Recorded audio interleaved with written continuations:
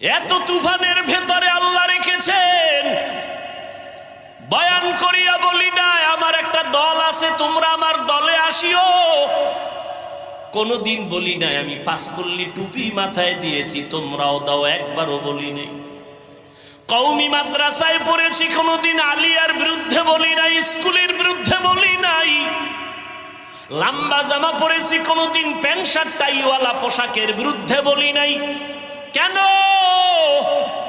আমি এই তর্ক বিতর্ক দলাদলি চাই না, বরং মানুষের পায়ে ধরে ধরে বয়ান করি, কান্না করে বয়ান করি, হৃদয় অঙ্গম দিয়ে বয়ান করি।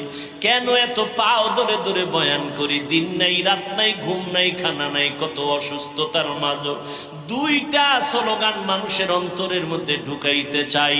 এই দুইটা স্লোগান যদি ঢুকে যায় আমাদের মুসলমানের সামনে নাস্তিকদের কথা বলতেও